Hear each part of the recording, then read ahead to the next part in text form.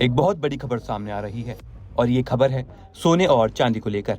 वो सोना चांदी जो लगातार लोगों को ये सोचने पर मजबूर कर रहे हैं कि आखिर वो कौन सा सही समय है जब सोने चांदी में निवेश किया जाए या उसे खरीदा जाए। लेकिन आज आई इस खबर ने सभी के होश उड़ा दिए हैं। जी हाँ, सोने चांदी में लगातार उतार चढ़ाव देखने को मिल रहे थे, लेकिन उस पर अचानक से ब्रेक लग गया है। पिछले कुछ दिनों से जो उतार चढ़ाव देखने को मिल रहा था, उस पर आज जैसे मान लीजिए कि ब्रेक लग गया हो। लगातार 2 दिनों की गिरावट के बाद एक दिन हल्की तेजी आई, लेकिन आज बाजार ठहरा हुआ है।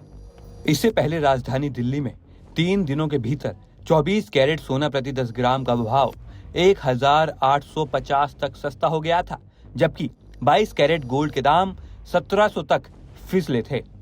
ऐसे में निवेशकों और ज्वेलरी खरीदारों दोनों के लिए ये सवाल अहम हो गया है कि आगे की दिशा क्या होगी।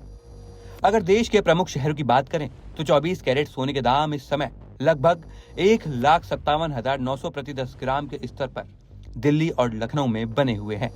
मुंबई और कोलकाता में 24 कैरेट सोना करीब 1,57,750 प्रति 10 ग्राम पर है, जबकि चेन्नई में ये 1,58,840 तक पहुंच गया है, जो इन बड़े शहरों में सबसे ऊंचे स्तर हैं। 22 कैरेट और 18 कैरेट सोने भी इसी तरह का पैटर्न देखने को मिल रहा है, जहां चेन्नई में दाम अपेक्षाकृत अधिक हैं। ये अंतर स्थानीय टैक्स, डिमांड और लॉजिस्टिक लागत के कारण होते हैं। अब बात करें चांदी की, तो लगातार 2 दिनों में 20,000 प्रति किलो की रफ्तार से गिरावट आई है। जी हाँ, दिल्ली, मुंबई और कोलकाता में चांदी 2,75,000 प्रति किलोग्राम पर बनी हुई है, जबकि चेन्नई में ये 2.80 लाख प्रति किलोग्राम पर बिक रही है। यानी चारों महानगरों में चांदी की सबसे ज्यादा चमक चेन्नई में ही है। 2 दिनों की तेज गिरावट के बाद आज का ठहराव ये संकेत देता है कि बाजार फिलहाल संतुलन की तलाश में है।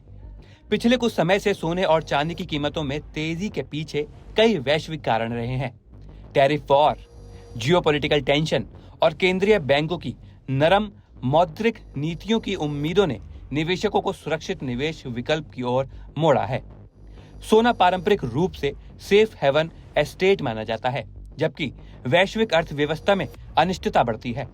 निवेशक इक्विटी और जोखिम भरे एसेट से निकलकर सोने की ओर रुख करते हैं। चांदी भी कई मामलों में इसी ट्रेंड का अनुसरण करती है, हालांकि उसका उपयोग औद्योगिक सेक्टर में अधिक होता है। तो आपने देखा कि कैसे सोना और चांदी लगातार करवटें बदल रहे हैं, कभी उतार तो कभी चढ़ाव, जो लोगों को कंफ्यूज कर रहा है।